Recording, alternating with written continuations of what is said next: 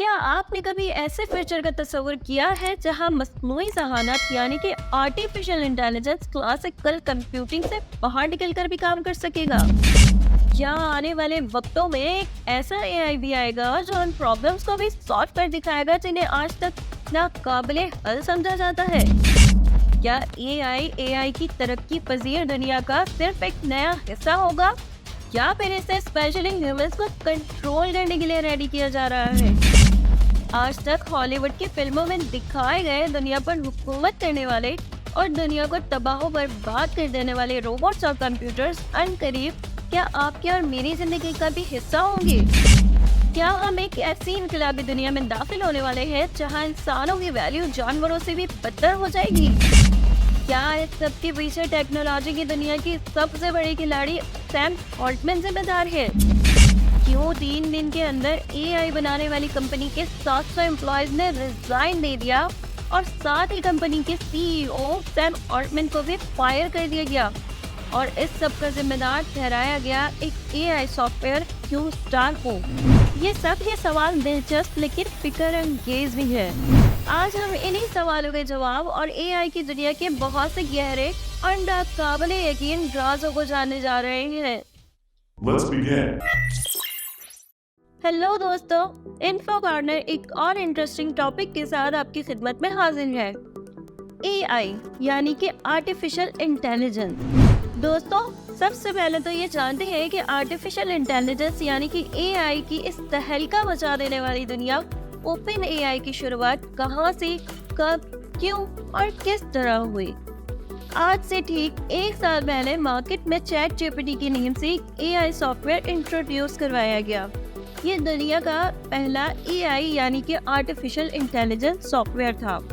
Market में आते ही chat GPT ने धूम मचा दी थी और जीनियस से जीनियस इंसान भी ये जानकर हैरान था कि आर्टिफिशियल इंटेलिजेंस सॉफ्टवेयर इस हद तक पावरफुल हो सकता है। 1 साल में 830 मिलियन से भी ज्यादा लोगों ने चैट जीपीटी यूज किया, जिसके चलते गूगल जैसे बड़े बिजनेस भी फेल कर रह गए। इस वक्त मार्केट में एआई के 3 बड़ी कॉम्पिटिटर्स एंड मास्टरमाइंड हैं: गूगल, ओपन एआई, इनवीडिया। इसके अलावा और भी कंपनीज हैं जो अपने अपने लेवल पर काम कर रही हैं। पर बात यहाँ खत्म नहीं होती, बल्कि यहाँ से असल कहानी की शुरुआत होती है। टेक्नोलॉजी की दुनिया के गुरु इस वक्त मार्केट में मौजूद chat GPT and mid journey जैसे एआई को बहुत ही कमजोर एआई मानते हैं। ओपन एआई की माने तो उनका कहना है कि ये एआई अपने काम को बखूबी अंजाम दे रहे हैं, लेकिन ये सिर्फ वही काम अंजाम देते हैं जिसके लिए इन्हें बनाया गया है, यानी कि एक लिमिटेशन तक ये एआई काम कर सकते हैं। जबकि असल एआई तो एजीआई होगा, एजीआई आर्टिफिशियल जनरल इंटेलिजेंस। एक ऐसा एआई जो न सिर्फ मैथ्स एंड फिजिक्स के कॉम्प्लिकेटेड सवालों को हल कर सकेगा बल्कि फ्यूचर भी प्रेडिक्ट कर सकेगा। दोस्तों, आज से 1-2 साल पहले तक तो आप लोगों ने शायद ओपन एआई का नाम भी नहीं सुना होगा, लेकिन आपको ये जानकर हैरानी होगी कि ये कंपनी 2015 में ही वजूद में आ चुकी थी। 2015 में एलोन मस्क और इलिया सत्सकीवर जो इस वक्त ओपन एआई के चीफ साइंटिस्ट हैं, इन दोनों ने एक मीटिंग में यह तय किया कि वो एक नॉन प्रॉफिट सेटअप बिल्ड करेंगे, जहां एलोन मस्क अलग अलग इन्वेस्टर को एआई के पास लाएंगे और उनके इन्वेस्टमेंट्स एंड डोनेशन से एआई ह्यूमैनिटी के फायदे के लिए काम करेगा। इस मीटिंग को ऑर्गेनाइज करने वाले थे सैम ऑल्टमैन। सैम ऑल्टमैन ने जल्द ही एआई की टॉप साइंटिस्ट को हायर करना शुरू किया और साथ ही ग्रेग ब्रॉकमैन को ये सब मैनेज करने के लिए हायर किया। एलोन मस्क ने LinkedIn, people, Amazon web services और इन्फोसिस जैसी बड़ी कंपनीज के को-फाउंडर्स एंड सीईओज को ओपन एआई में डोनेट करने के लिए राजी किया। पर 2018 में एलोन मस्क ने इस कंपनी को टाटा बाय बाय कर दिया। उन्हें भी लगा कि एआई का प्रेशर बहुत ज्यादा है और आने वाले वक्तों में एआई शायद खतरनाक भी साबित हो सकता है। 2015 में जब ओपन एआई को बनाया गया तो इसकी बुनियाद एक नॉन प्रॉफिट ऑर्गेनाइजेशन के तौर पर रखी गई थी। आज तक मार्केट में जितनी भी बड़ी कंपनीज मौजूद है वो सब ही प्रॉफिट बेस्ड काम करती है, like Facebook, Meta, Google app. यानी कि ये कंपनीज अपने प्रोडक्ट्स बनाकर बेचती हैं सिर्फ पैसे के लिए।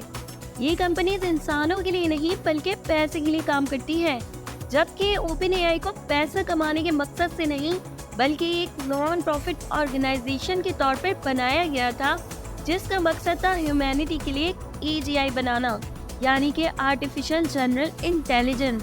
और इनका ये मकसद इनकी वेबसाइट पर भी साफ साफ मेंशन है। 2015 से 2018 तक की कंपनी बहुत ही लिमिटेड डोनेशन के साथ मुश्किल आगे बढ़ती रही, जिसकी वजह से मार्केट में बने रहना इसके लिए मजीद मुश्किल होता चला जा रहा था। फिर आया साल 2019।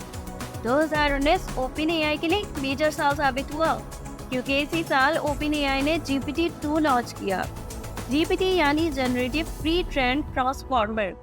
2019 में ही सैम ऑल्टमैन कंपनी के CEO बने और साथ ही सैम ऑल्टमैन ने एक सब्सिडरी कंपनी बनाई जिसका नाम OpenAI ग्लोबल LLC रखा गया। जब 2019 में OpenAI में ये सब उथल-पुथल चल रही थी, तो वहीं दूसरी तरफ दुनिया की बड़ी कंपनीज में से एक माइक्रोसॉफ्ट OpenAI का हिस्सा और सबसे बड़ी इन्वेस्टर बनी। माइक्रोसॉफ्ट ने अबाउट $1 बिलियन की इन्वेस्टमेंट की और साथ ही 2,85,000 करोड़ की एक मशीन बनाई विद 10,000 GPUs, जो सिर्फ एक सेकंड में 400 GB डेटा स्टोर करने की सलाहियत रखता था। इसी कंप्यूटर की मदद से ChatGPT यानी कि GPT-3 बना। 2021 में माइक्रोसॉफ्ट और OpenAI ने मिलकर DALL-E नाम का एक इमेज जनरेटर टूल भी बनाया, जिससे यूजर्स कुछ इस तरह की AI इमेजेस क्रिएट कर सकते हैं।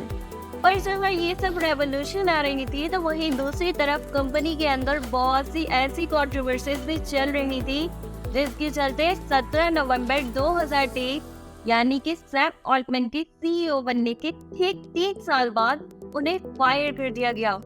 ये न्यूज़ बाहर आते ही हंगामा मच गया। ट्विटर पर ट्वीट्स का सैलाब आ गया। हर शख्स सैम को सपोर्ट कर रहा था। इस सब सिचुएशन का रिएक्ट करते हुए सैम ने एक इमोशनल ट्वीट किया, जिसमें उनका कहना था कि OpenAI में गुजरा हुआ वक्त मुझे बहुत पसंद है। मेरे लिए ये दौर वाकई एक बदलाव का दौर था और सबसे ज्यादा मुझे बासलाहियत लोगों के साथ काम करना पसंद था। आगे क्या होगा इसके बारे में बाद में कहूँगा। OpenAI ने सैम के साथ साथ कंपनी के प्रेसिडेंट ग्रेग ब्रॉकमैन को भी कहा कि वो प्रेसिडेंट बनकर तो रह सकते हैं, लेकिन वो मजीद बोर्ड का हिस्सा नहीं रहेंगे।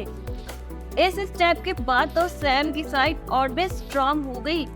हर शख्स का सिर्फ यही कहना था, OpenAI अपने लोगों के बिना कुछ भी नहीं। पर सवाल ये था कि आखिर क्यों कंपनी के हर दौर में साथ खड़े रहने वाले सैम ऑल्टमैन को ही इस कंपनी से बाहर निकालकर फेंक दिया गया? आखिर क्यों? इस सवाल का जवाब जानेंगे हम इस वीडियो के नेक्स्ट पार्ट में। अगर आपको ये वीडियो पसंद आई हो तो वीडियो को लाइक कीजिए और चैनल को सब्सक्राइब कीजिए, ताकि हम जल्द ही इसका पार्ट 2 आप लोगों तक पहुंचा सके। मिलते हैं नेक्स्ट वीडियो में, तब तक के लिए अपना ख्याल रखिए।